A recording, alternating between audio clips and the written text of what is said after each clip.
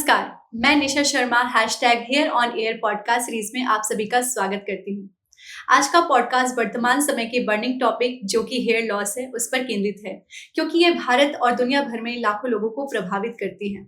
बालों का झड़ना और बालों का पतला होना एक सामान्य स्थिति है जो किसी भी व्यक्ति के आत्मसम्मान और इमोशनल वेल बीइंग पर प्रभाव डालती है, खास करके आज के इंस्टा युग में।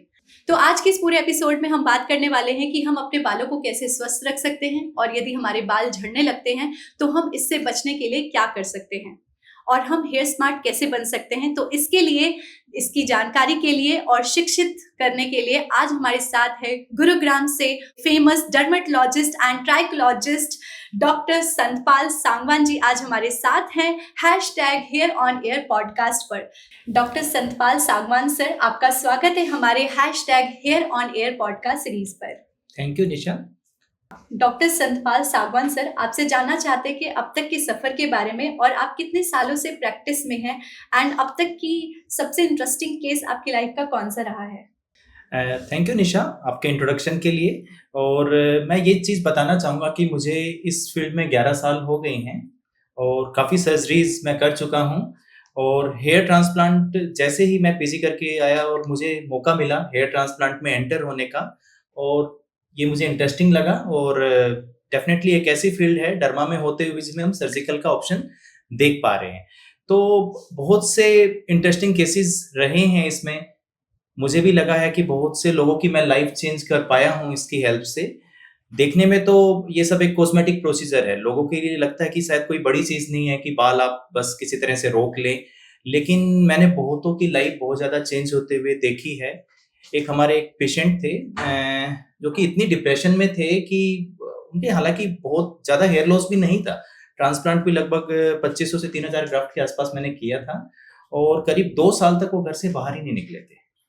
और जिस दिन उनकी सर्जरी हुई, कम से कम 3 बार उन्होंने कैंसिल कराई अपनी सर्जरी, और सर्जरी के दिन भी वो एक डायरी लेके आए थे। उस दिन वो हम सबके नाम लिख रहे थे कि सर यदि मेरा रिजल्ट नहीं आया तो मैं सब आपका नाम लेके सुसाइड कर लूंगा। तो ये ऐसा एक्सपीरियंस था कि हमें भी लगा कि भाई सच में इनका करना चाहिए कि नहीं करना चाहिए, लेकिन बाद में सब अच्छा रहा, उनका रिजल्ट भी अच्छा आया और उसके बाद वो बाहर निकले, बाद में अपना कॉलेज और वो सब ज्वाइन किया। तो कभी कभी उनसे मिलते हैं तो बड़ा अच्छा लगता है patient. It was quite interesting case sir. Sir, सबसे पहला मेरा क्वेश्चन ये है कि हमारे रोजमर्रा की जिंदगी में हमारे रोज बाल झड़ते हैं, तो हम कब कह सकते हैं कि एक्चुअल में हमारे साथ हेयर लॉस हो रहा है? जी बिल्कुल सही आपकी बात है कि बालों का गिरना बिल्कुल नॉर्मल है। हमारी रूटीन लाइफ में भी 50 to 100 हेयर्स गिर ही जाते हैं।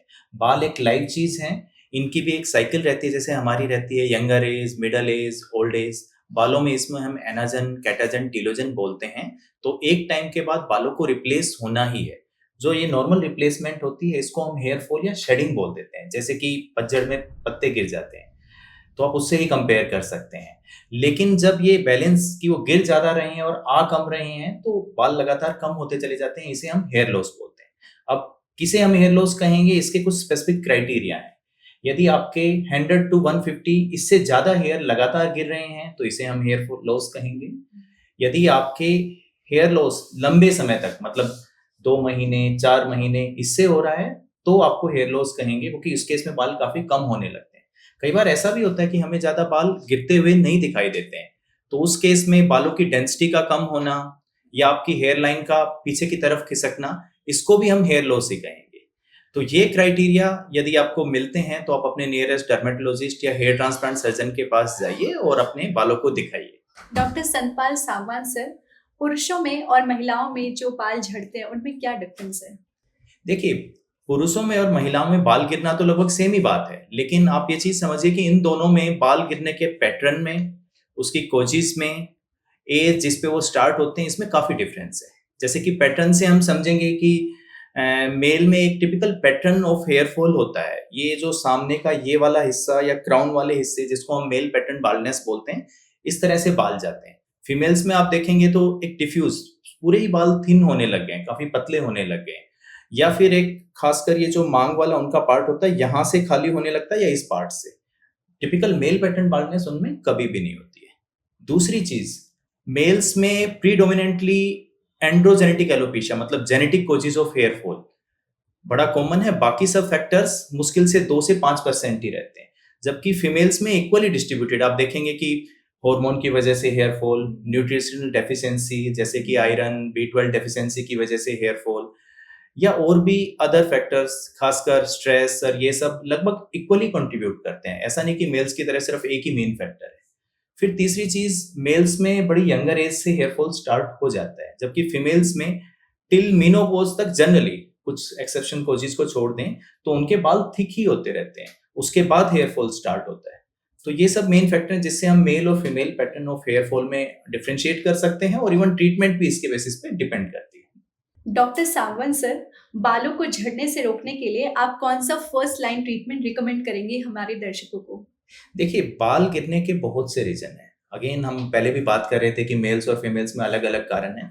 तो सबसे पहले हमें वो रीजन ढूंढने की कोशिश करनी चाहिए, और उसी पे आपकी ट्रीटमेंट डिपेंड करती है कि कोई न्यूट्रिशनल डेफिशिएंसी आपको है, B12 डेफिशिएंसी है, आयरन डेफिशिएंसी है, विटामिन डी डेफिशिएंसी है, तो पहले उसे ट्रीट करना है।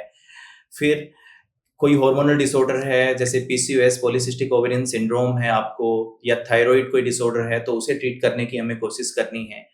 इसके अलावा जो मेल पैटर्न बाल्डनेस है, उसमें जनरली हम देखते हैं कि किस ग्रेड में आपका हेयर फॉल किस लेवल तक स्टार्ट हुआ है, या किस ग्रेड पे आप पहुंच चुके हो। सेम फीमेल्स में भी है कि किस एज में वो चीजें स्टार्ट हुई हैं, उसके बेसिस पे हम ट्रीटमेंट देते हैं। तो ऐसे स्पेसिफिकली कोई फर्स्ट लाइन ट्रीटमेंट कहना आसान नहीं है। फिर भी जनरली जो हमारी मेन ट्रीटमेंट है, जिसको हम फर्स्ट लाइन या हमारी बैकबोन बोलते हैं ट्रीटमेंट की, वो है finasteride and minoxidil.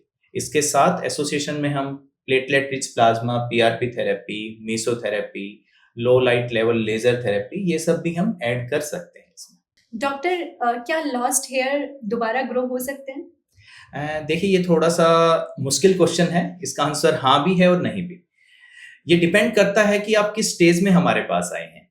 Initial phases में, जब बाल बस जस्ट गिरना स्टार्ट हुआ और आपको बहुत लंबा समय नहीं हुआ है बाल गिरते हुए, तो हम उनको वापस रिवर्स कर सकते हैं हमारी मेडिकेशन जैसे कि फिनेस्ट्राइड या मिनॉक्सिडिल या PRP की हेल्प से।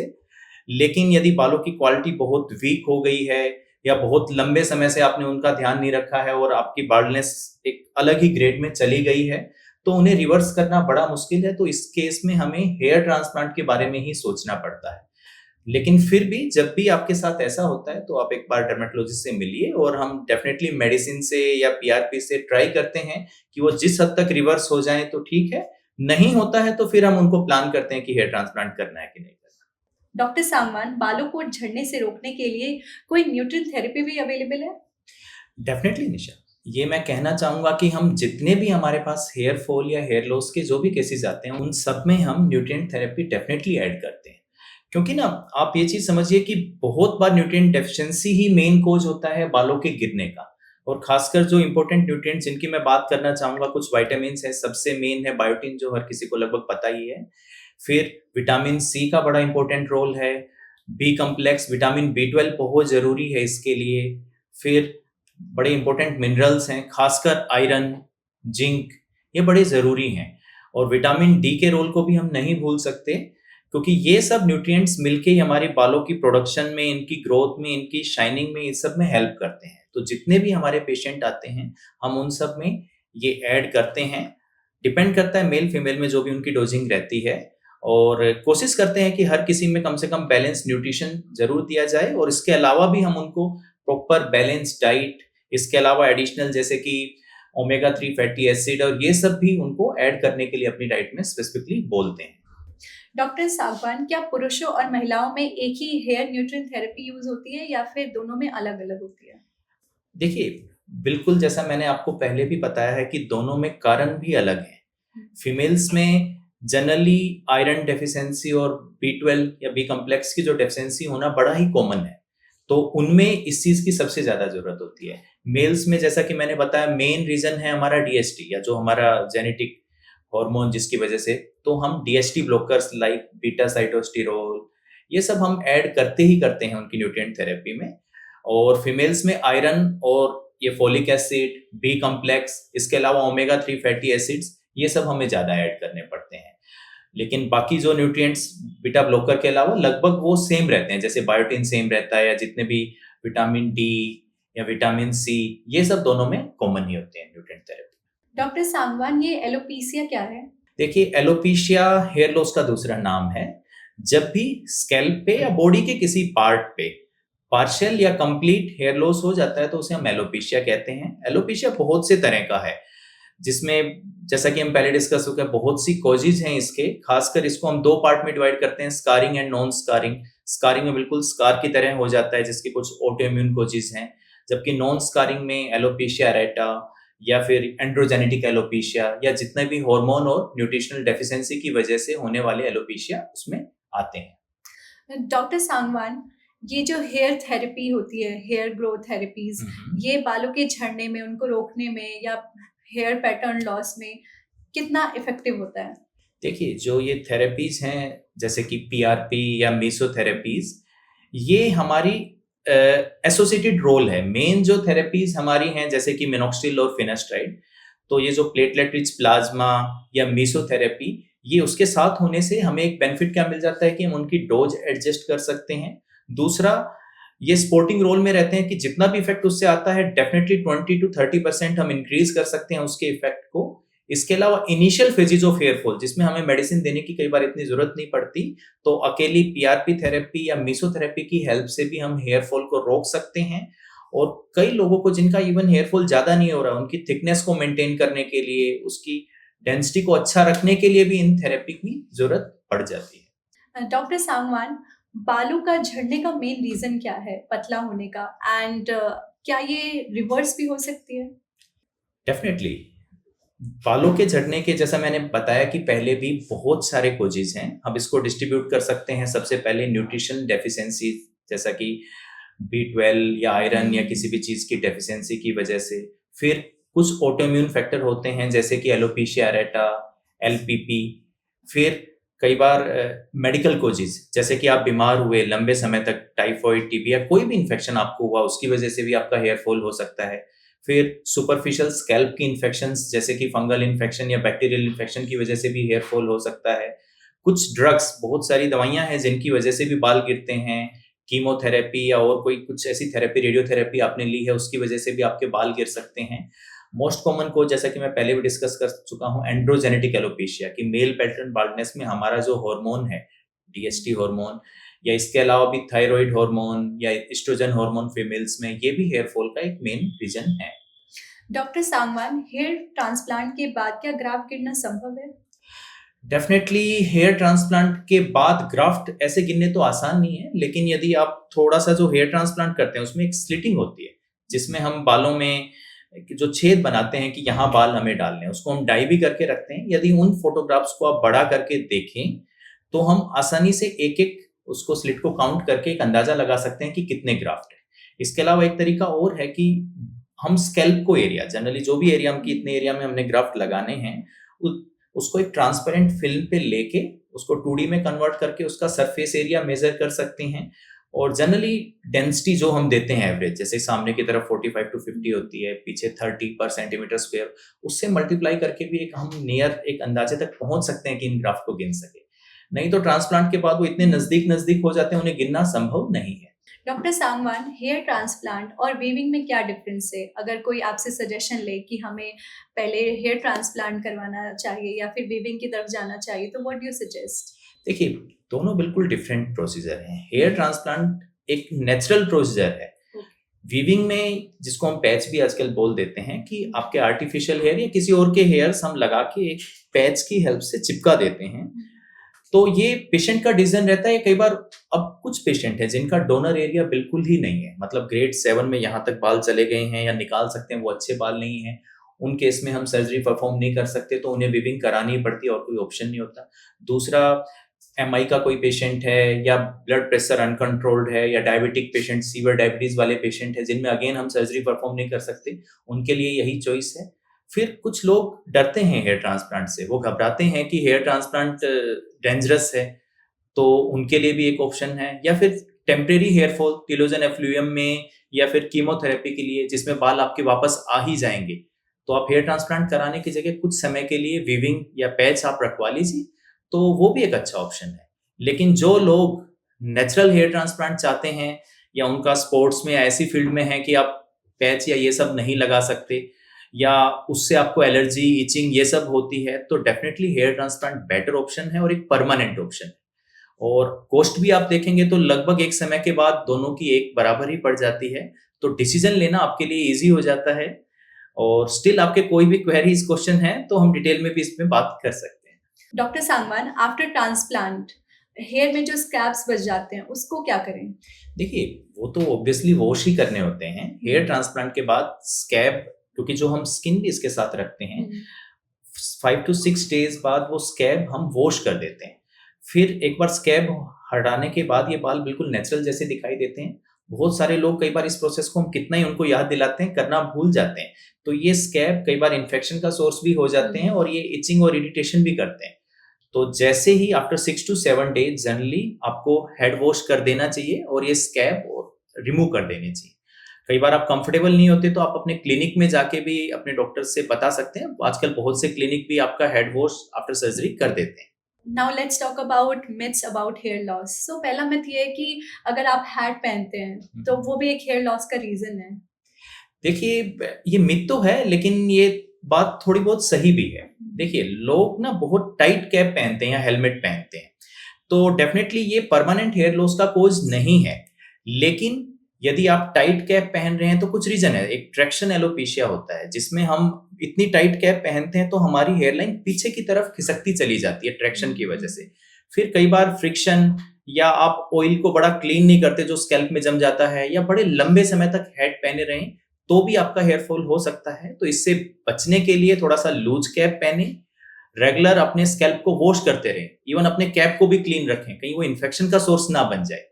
तो ये सब जरूरी है। इसके अलावा ऐसा नहीं है कि हेलमेट और कैप पहनने से हेयर लॉस हो ही जाता है। और क्या बार बार शैम्पू यूज करने से हेयर लॉस होता है? देखिए, ये अगेन एक मिथ है। ऐसा कोई फ्रीक्वेंसी नहीं है कि आपको हफ्ते में कितनी बार शैम्पू करना चाहिए। बहुत लोग बोलते हैं 2 से 3 बार करना चाहिए, बहुत लोग बोलते हैं डेली करना चाहिए। इसमें ज़्यादा ज़रूरी है कि आपका स्कैल्प कैसा है, आपको ये पहचानना चाहिए। यदि ऑयली स्कैल्प है, आपका प्रोफेशन ऐसा है कि डेली आपको धूल मिट्टी में या ऐसी जगह जाना पड़ता है, आप हैवी एक्सरसाइज करते हैं जिनकी वजह से स्वेटिंग हो जाती है, तो आपको डेली वॉश करना पड़ता है। आप लाइट, ये पैराबिन फ्री कोई सॉफ्ट शैम्पू आप लीजिए, उससे वॉश कीजिए। यदि आपका प्रोफेशन ऐसा है कि एसी में रहते हैं, इतना कुछ नहीं है, तो आप हफ्ते में 2 या 3 बार भी वॉश करेंगे तो भी वो उतने इफेक्टिव है। तो पर्सन टू पर्सन इसकी फ्रीक्वेंसी वेरी करती है और स्कैल्प को क्लीन करना ज्यादा जरूरी है। शैम्पू हार्श नहीं होना चाहिए, बस यही हमें समझना है। तो आप जितनी बार करें वो भी ठीक है। सर, क्या कीटोकेनाजोल जेडपीटीओ डैंड्रफ के लिए इफेक्टिव है? डेफिनेटली डैंड्रफ या सिबोरिक डर्मेटाइटिस एक ऐसी चीज है जिसमें हमारे बालों में रूसी होना, या कई बार फुंसियां होना, या कई बार पैचेस बन जाना, या इचिंग होना, ये सब होता है। तो ये इसलिए होता है क्योंकि हमारे सिबोरिक ग्लैंड्स हार्मोन या बड़े रीजन की वजह से एक्टिव हो जाते हैं और एक फंगस मेलासीसिया फरफर वहां पे एक्स्ट्रा ग्रो करने लगती है। तो कुछ एंटी फंगल, खासकर जैसे कीटोकोनाजोल और जिंक फायरिथोन, जिसको जेडपीटीओ भी बोलते हैं, जिसमें एंटीबैक्टीरियल एक्टिविटी भी है, वो हमारे स्कैल्प को क्लीन करने में हेल्प करता है। यदि कोई ऐसा शैम्पू जिसमें मॉइस्चराइजर भी ऐड किया गया हो, तो इन दोनों की वजह से होने वाली ड्राइनेस से भी हम बच जाते हैं, डैंड्रफ भी कम हो जाता है और स्टिल बालों की कंडीशन भी इतनी रफ नहीं रहती। तो ये बड़े हेल्पफुल हैं। क्या केवल वृद्धों में ही गंजापना होता है? देखिए, ये तो अब एक बड़ा जनरलाइज क्वेश्चन है। आप समझिए कि अब तो बहुत यंग पेशेंट आपको मिलने लगे हैं बड़ी यंगर एज में। इवन मैं कहूँ कि 16-17 साल के भी हमारे पास बच्चे आ रहे हैं जिनमें बाल गिरने शुरू हो गए। इवन एक ट्रांसप्लांट मुझे करना पड़ा, 18 साल का ही बच्चा था वो। जस्ट उसने यही कहा कि जब तक मेरी सर्जरी नहीं होगी मैं एडमिशन नहीं लूंगा कॉलेज में। एक और मिथ है कि प्रतिदिन तेल लगाने से भी बाल अच्छे होते हैं। देखिए, ये तेल वाला हमारे बचपन से लेके हमारे पेरेंट्स ने भी यही सिखाया कि खूब सारा तेल मलो, बाल अच्छे रहेंगे। इतना तेल लगाते थे हम कि वो ऑयली रहता था, सारा फेस भी ऑयली रहता था उसकी वजह से।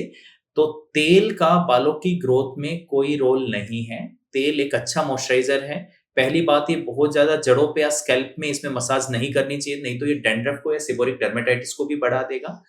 दूसरा, बहुत मसाज या पुल करने से आपके बाल भी गिर सकते हैं। और कोई भी हल्का ऑयल, बहुत सारे लोग बोलते हैं कौन सा ऑयल लगाना चाहिए, कोई भी ऑयल जो आपको सूट करे आप यूज कर सकते हैं। वो सिर्फ सुपरफिशियली बालों पे लगाना है और ओवर द नाइट ऑयल को नहीं रखना है। उसे 1-2 घंटे लगा के उसे बालों से निकालना ही जरूरी है, नहीं तो ये भी एक परेशानी का कारण बन सकता है। डॉक्टर सांगवान, कहते हैं कि डाइट, एक्सरसाइज ये भी बहुत इफ़ेक्ट करता है हमारे चमकदार घने बाल रखने के लिए। यदि हाँ है, तो फिर आप क्या सुझाव देना चाहेंगे हमारे दर्शकों को? देखिए, लाइफ़स्टाइल चेंजेस या डाइट ये हुँ। बहुत इंपॉर्टेंट पार्ट है किसी भी हेयर फॉल या हेयर लॉस ट्रीटमेंट का। सिर्फ मेडिसिन से, मिनॉक्सिडिल, फिनास्टाइड से हम सब कुछ नहीं कर सकते, क्योंकि मैंने पहले भी बताया कि बहुत बार हम टेस्ट करवाते हैं, विटामिन डी, बी12, आयरन सब कम है। फिर हम ट्रीटमेंट कुछ भी दे दें, वो जब तक रॉ मटेरियल नहीं आपके पूरे होंगे, जब तक ठीक नहीं होगा। फिर बात आती है एक्सरसाइज की। बहुत लोग कन्फ्यूज़ होते हैं कि एक्सरसाइज की वजह से भी सर हेयर फॉल आता है, तो हम जिम ना जाएँ क्या? देखिए, डेफ़िनेटली जो एक्सरसाइज़ है, 2 तरह की एक्सरसाइज़ रहती है, एरोबिक, एनारोबिक। तो जो एरोबिक एक्सरसाइज़ेज़ हैं, वो डीएचटी के लेवल को मेल्स में थोड़ा कम कर देती हैं। एनारोबिक एक्सरसाइज़ से डीएचटी का लेवल बढ़ जाता है, तो हमें एक बैलेंस एक्सरसाइज़ करनी चाहिए, जिसमें दोनों का मिक्सचर हो, साथ में मेडिटेशन वगैरह भी करने चाहिए। स्ट्रेस एक बहुत बड़ा फैक्टर है हेयर लॉस में। बहुत बार हेयर ट्रांसप्लांट के बाद भी लोग स्ट्रेस की वजह से अपने बालों को थिन कर लेते हैं, तो स्ट्रेस को हुँ। किसी तरह से कम करने की कोशिश करनी चाहिए। प्रॉपर नींद हमें लेनी चाहिए, या लाइफस्टाइल में ये सब चेंजेस करने से आपके हेयर लॉस को कम करना बहुत आसान हो जाता है, आपके बालों की क्वालिटी बहुत अच्छी रहती है। डॉक्टर सतपाल सागवान जी, आप हमारे दर्शकों को क्या मैसेज देना चाहेंगे ताकि वो अपने हेयर बहुत अच्छे रखें, घने रहे, चमकदार बाल रहें? देखिए, चीज़ें बड़ी सिंपल हैं। कभी भी आपका हेयर लॉस हो रहा है तो एकदम से स्ट्रेस मत लीजिए, नहीं तो फिर वो और हुँ। बढ़ेगा। आप रिलैक्स रहिए, अपनी डाइट को चेंज करने की कोशिश कीजिए, अपनी लाइफ़स्टाइल को चेंज करने की कोशिश कीजिए। डाइट में प्रॉपर न्यूट्रिशन होना चाहिए।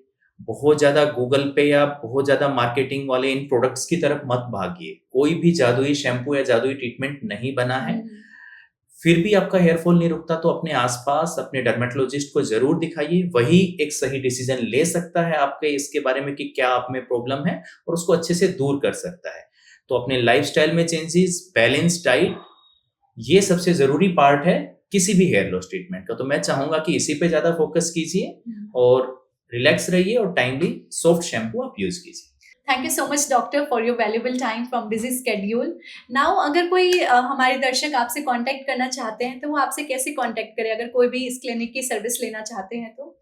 जी, मैं गुड़गाँव में Dermaglow skin, hair and laser clinic में मैं यहाँ पे रहता हूँ। हुँ। मैं हेयर ट्रांसप्लांट भी करता हूँ। इसके अलावा जो भी डर्मेटोलॉजिस्ट वाली जो हमारी सर्विसेज़ हैं, स्किन की कोई इन्फेक्शन या हेयर लॉस या कोई भी ट्रीटमेंट है, तो आप हमारे क्लिनिक का गूगल पे सर्च करके भी कॉन्टैक्ट कर सकते हैं। And thank you. दर्शकों, आपका भी धन्यवाद हमारे साथ जुड़ने के लिए। एवं अगर बालों से रिलेटेड कोई भी समस्याओं का समाधान पाना चाहते हैं हमारे विशेषज्ञों से, तो आप जुड़ सकते हैं हमारे साथ #हेयर ऑन एयर पॉडकास्ट पर। हम अवेलेबल हैं YouTube, Insta, Spotify, Apple podcast पर। तो चलिए मिलते हैं अगले एपिसोड के साथ, तब तक के लिए धन्यवाद।